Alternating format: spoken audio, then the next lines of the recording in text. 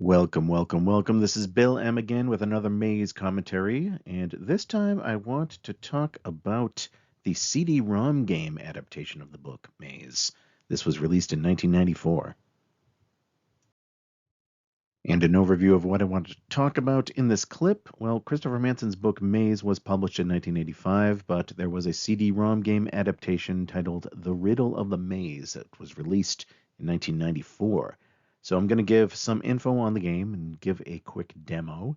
And at the end of this clip, I'm going to look at possible secret hints in the game that might help in solving the various room puzzles. These are not quite in the book. And speaking of video games, since everybody keeps asking me, no, I have not played Blueprints yet. It does sound fascinating, though, and I want to thank everybody for mentioning it anyway. And please give this clip a like if you like my commentaries. And with that, let's get on to the next slide. So the game Riddle of the Maze was published in 1994, was released then, published by Interplay Productions Incorporated, developed by Fathom Pictures Incorporated. Now, Griffin Fathom, that's a logo that's on the game. So, the company that's involved, I cannot find any info on them online other than like who filed the patent for it. But I noticed their logo looks like that man in the tuxedo and top hat that's in room number 10, curiously enough. So, this was released only for the Macintosh, one disc, and no Windows released as far as I know. I bought my copy off of eBay, like a lot of people, and I am able to play it because I made a CDI image and I use an emulator, macintosh.js. I'm sure there are other people who've been able to play it in other ways. And before anybody asks, no, I'm not going to give you a copy of the game some way. I'm not going to help you play it illegally. That's kind of beyond the scope of what we do here. The author of the book Maze was supposedly involved in the making of this game, though to what extent, I really have no idea, and I don't think anybody else does. But the game basically plays like the book. So you have room drawings, they're colorized, and as I've mentioned before, yes, all of the pics of the rooms in Maze that you see in my video commentaries, they're actually from the CD-ROM game. The pictures in the book itself are all monochrome. And instead of displaying the text for the monologue, what you have in the game is the text being read by some voice actors. It's almost word for word with the book, and you'll hear some sound effects in the background and different voice actors doing different voices for different people in the group. Another interesting quick thing about this, when you get to room 24, the dead end, the credits roll there. I guess that was the best place to put them. As I said, the gameplay is pretty much just like the book. You use the mouse to click on a door to go through that exit that takes you to the next room. You're given the same challenges into the directions. Find the shortest path from 1 to 45 and back. If you do this in the game, by the way, nothing really special happens. You just end up back in room 1. There's no, applause or special screen or anything like that, at least none I've seen. And the other two challenges, you're told to find the riddle, find the riddle answer. Now, another thing that they say explicitly in the directions are doors without numbers are locked. Okay, so if you see a door and there's no number over it, you can't go through that door. I've run into some people who argue that they had the book Maze and they say, oh, there's this exit that goes into room 23, and on the other side, there's no number, but we know it's a door from 23, so we should be able to pass through the door and go back. And it's like, no. If a door doesn't have a number over it, you can't go through that door. Some of the doors are one way. That's the way it works in Maze. And I'm glad to see that rule was enforced in the game, given an explanation too. Now here's where we get to the real difference of the game and what really prompted me to do a whole clip on this. You are told in the directions some objects are particularly helpful and become alive when you click on them. Ooh, this has a lot to explore. Some objects are particularly helpful and become alive when you click on them. Well, first, just to be clear, another little difference in the game, another little thing that they threw in is they put in little animations and sounds, and some of those already happen by default. So if you wait around in a room, you'll hear a sound. Like if you're waiting around in the prologue, you'll hear some birds chirping, wind blowing. Sometimes you'll see little animations in some other rooms that you don't have to click on anything to get. Some others you do, but just to make that clear. Now, the big question is, are these helpful objects really helpful? Did Manson tell the staff to go animate these? Did he say, okay, for this room, these two things are particularly big for clues, and so I want you to animate them or do this? Or did the game creators just assume? Or did they just want an excuse to stick in a stock sound? I noticed, for example, in room 26, you click on the moon and you hear a wolf howl. Well, a wolf howl is usually a pretty standard stock sound. So, again, we don't know. Did the game developers just want to spice things up? Or is there really a logic to the selection of things you can click on? I'm going to assume the latter. So for the rest of this YouTube clip, I'm going to tack on two other clips that I recorded separately. First, I'm going to give a quick demo of the game just to show you the basics of gameplay. And second, I want to run through the descriptions of what I found in each room concerning the special objects you can click. And I'm going to go through them in numerical order. I could show it to you in the game itself. I'm sorry, though, that would be way too long. It would be way too difficult to try to navigate all 45 rooms and record all of my clicking interactions in each room and edit all of those in numerical order and describe what I'm doing. So what I'm just going to do is just run through screenshots of each room and explain each one. And when I recorded it, I realized that the screenshots of the rooms are cropped, so I'm sorry about that. But in any case, my hypothesis is this. If you are stuck on a particular room, maybe, just maybe, the particularly helpful objects from the CD-ROM game that you can click on are related to a clue. That is my hope. So I'm going to just say thank you for now and let the other two clips play out. Here we go. All right, here we are with my macintosh.js emulator. Let's load this up and play. We'll hear some intro music first.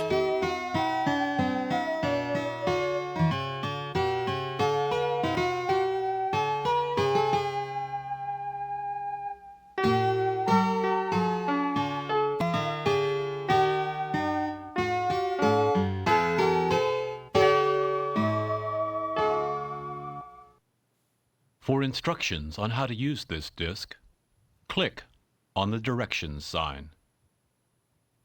To turn off the audio story that will accompany you on your journey, point to the guided tours only sign and click the mouse. Yeah, so this toggles If you on and off if you want to have no narration on it. But let's turn the narration on for now. The directions are pretty much what I already said before, so let's just go ahead with For this. instructions on how to use this, you can also use the mouse to go cancel click things. on the directions sign. The prologue. The maze. I met them at the gate, though I usually wait inside. Preoccupied with their own thoughts, impatient like so many children, they didn't see who I really was. They never noticed my crown, my pain, the fire in my eyes. Like all others, they think the maze was made for them.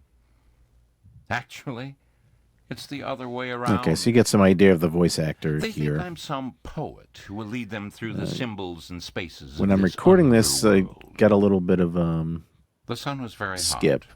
but yeah. Together we walked through the gate into the entrance hall of the maze. They looked carefully at the bronze doors, trying to choose. The uncertainty of visitors is one of my pleasures.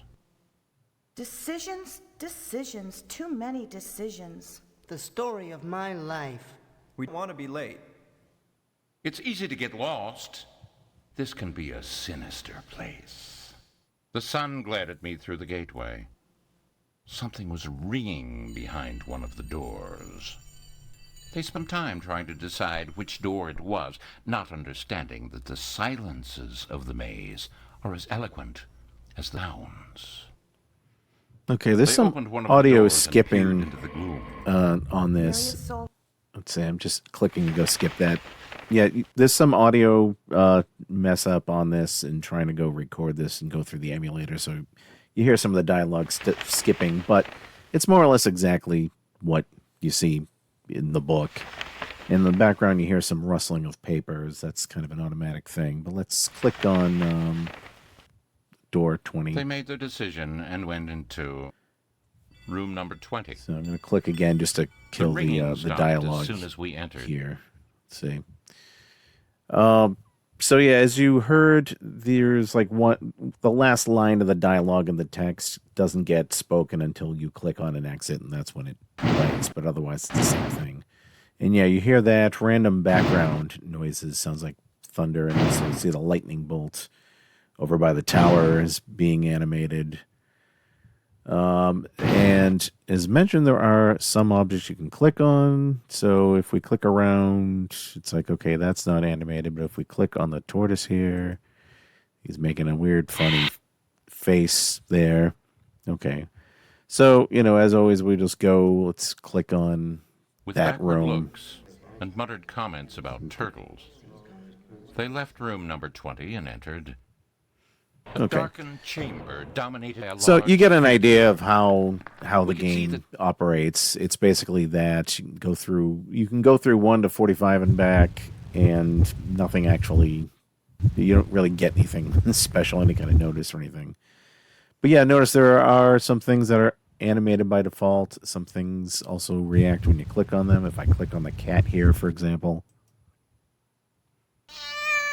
Yeah. Annoying little cat noise. Okay.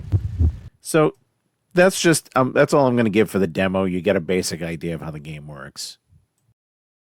And that's a demo of the game. And now let me try to run through rooms 1 through 45 and describe as best as I can in as short a time as I can all of the little things that you can click in the game, at least so far as I can tell. So we start off in the prologue room. Nothing is actually clickable here. There's a looped background noise of wind blowing and birds chirping. It just randomly goes between each one, but tried clicking on the fish, the umbrella, parts of the wall. Nothing is clickable. Likewise, with room number 1, so far nothing is still clickable. Tried clicking on as many objects as I could. There is a looped background sound. Every now and then you'll hear like the crunching or the rustling of paper. But that is all I could find in room 1. Room number 2, the moon and star pick on the left that flashes and gives electronic noises. Like a buzzing. The teddy bear rolls his eyes down and back up to the moon. That's it for room 2.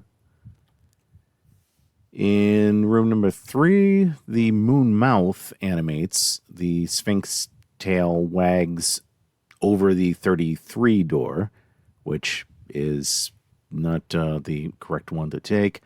Also, the sound of a radiator hiss is heard now and then. The stickman figure on the right animates. Clicking on each of the 3 signs produces this creepy backmasked voice that sounds like the words on the sign. Stop, what's your sign, and this way. Room number 4, the hand torch that you see between the signs for 24 and 43 turns to its left and nudges towards 43.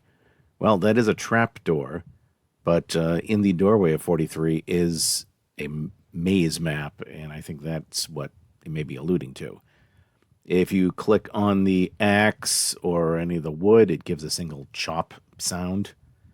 And clicking on the candle gives a lighted match sound, which we do hear in another room, but more on that later. And In room 5, there are chainsaw noises heard. You eventually hear 2 different ones if you wait around long enough. Otherwise, couldn't find anything that was actually clickable. In room 6, the eye blinks really slowly. An occasional drip and wind sound is heard. And eventually a laugh is heard, a human laughing. And this is something that shows up for most of the trap rooms, actually. I noticed in the Riddle the Maze, you'll hear some laughing if you wait around a trap room long enough, for most of the trap rooms. Now, room 7, clicking on the duck makes it wag its mane left and right, move its mouth, and make some noise. That's all I could find in room 7. Room 8, clicking on the candlestick makes it roll down and back up. So, like, kind of rolling towards room 29, then rolling back. Clicking on the bowling pin makes a weird pop sound.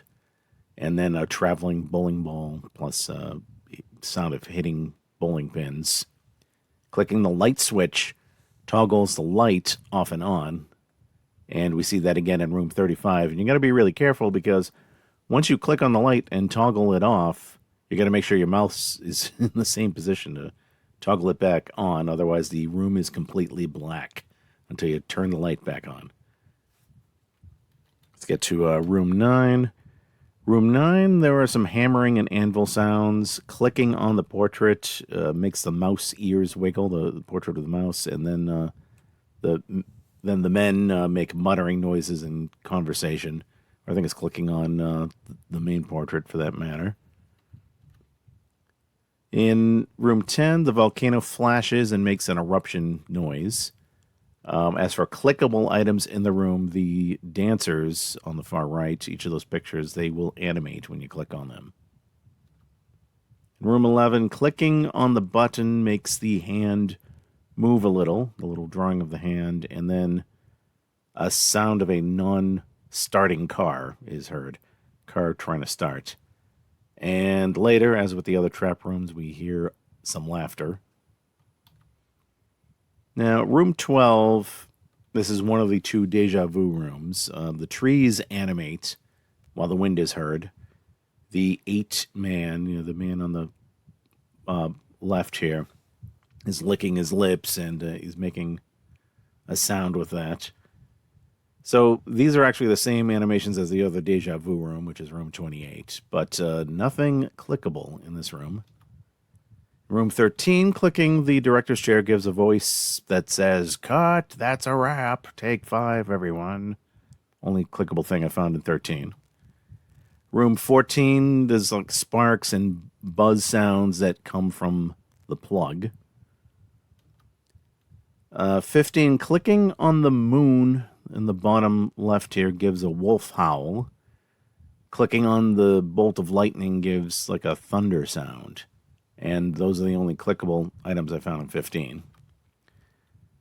In 16, the beast over here on the right, Orson like blinks his eyes. The jester rolls his eye to door 36 and back, rather away and back. In room 17, the jug gives a percussive sound, like when you click on it. It sounds almost like hitting a racquetball or like a basketball hitting the ground. In room 18, the fire in the fireplace is animated. The eyes open and close with a sound of like rock scraping against each other. Clicking on the bass notes, the notes over room 13 gives like a low horn toot. Clicking on the treble notes, the notes over room 3, the exit to room 3 rather, gives a soprano singing ah.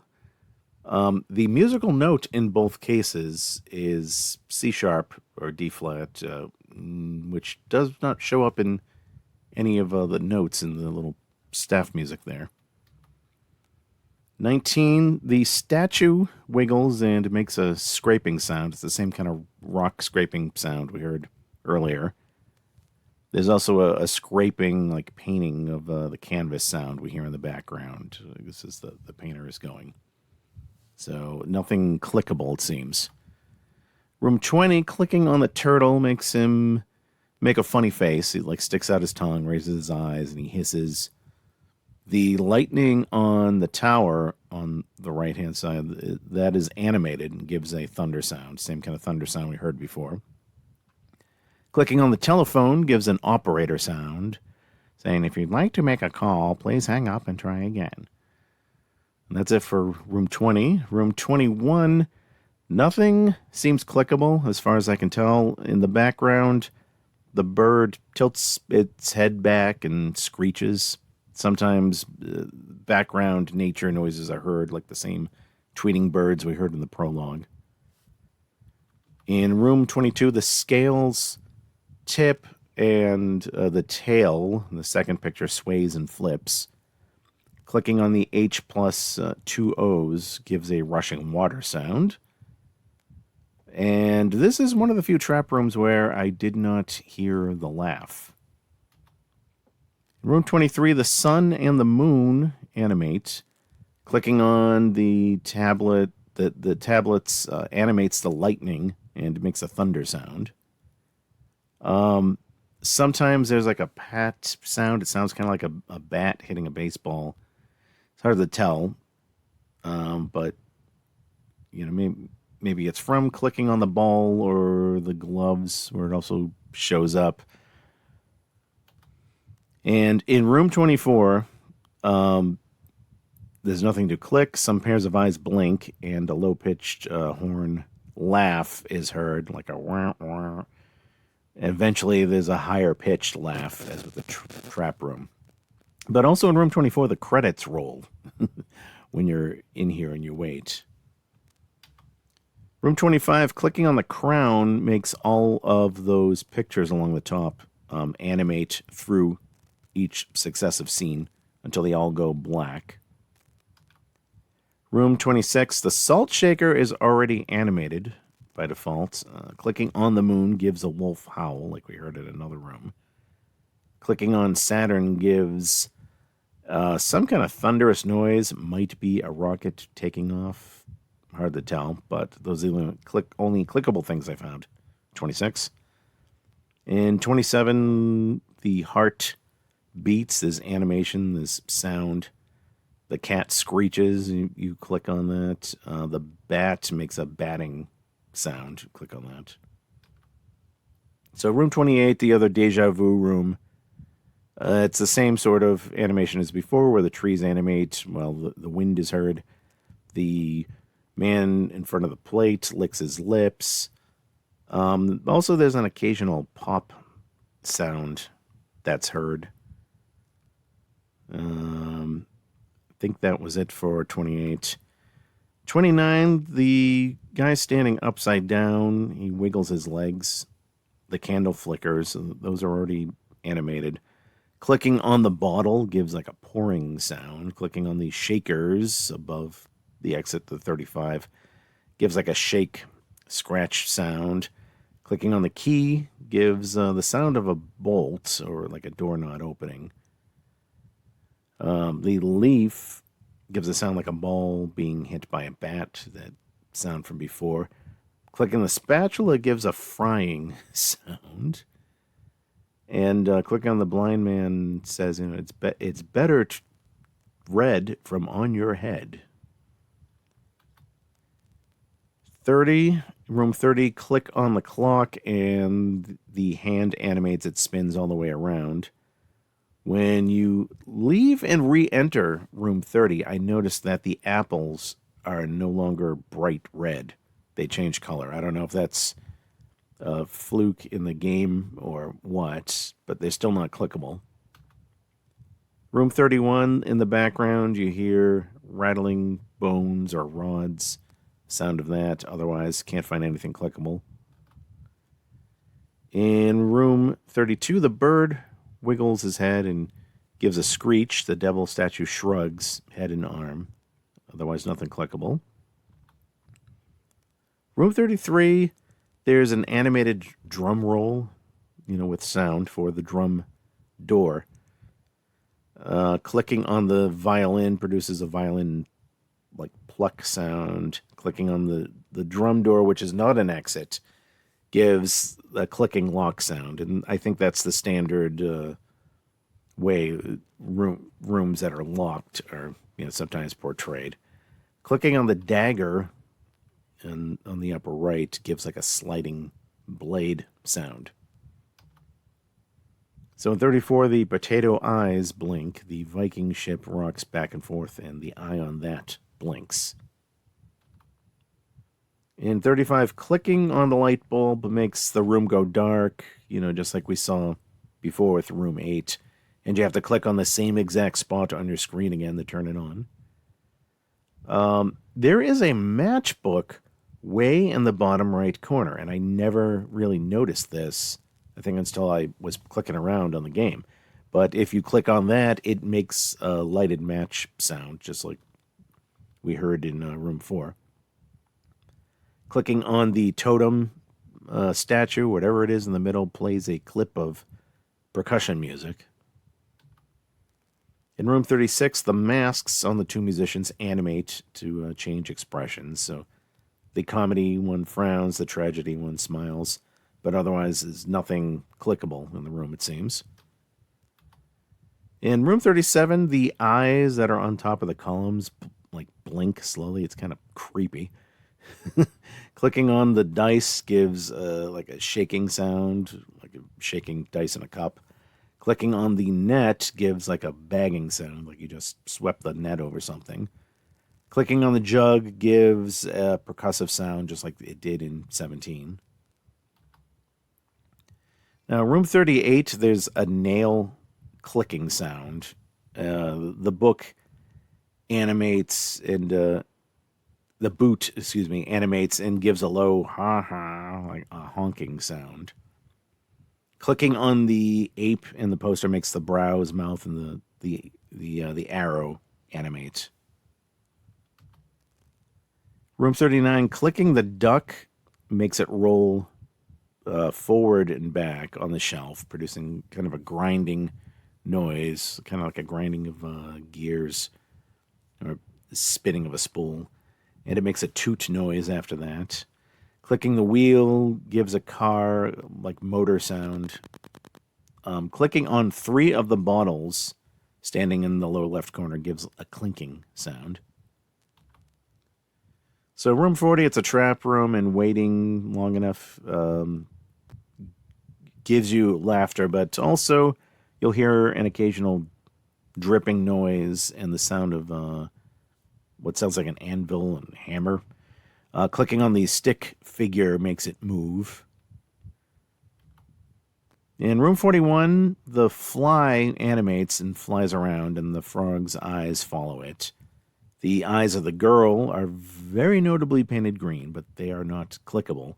When you click on the left, the curled horn that's in front of the exit to 10, a foghorn is heard, and then the girl slowly blinks her eyes closed.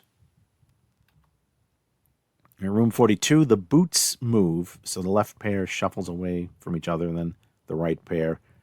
Clicking on the bear's mouth makes it bare its teeth and growl. Clicking on the elephant leg makes an elephant trumpeting noise. Room 43, a trumpet growl is heard in the spoken dialogue, and clicking on the horn makes a foghorn sound. So some people have speculated that might be a bell, and I think this confirms no, it is the end of a giant horn. The 2 carvings holding the sticks at the top each lean forward, and they shake their sticks and lean back. And despite being a trap room, I did not hear any of the laughter here. Room 44, the bird moves its head down to the ground and back, giving a clicking noise, and the gator wiggles its tail. And finally, in room 45, there's an animation. The spear hand moves up and down, sometimes with a sound like a wheeled cart moving. And the eye on the left end blinks and makes a pop noise.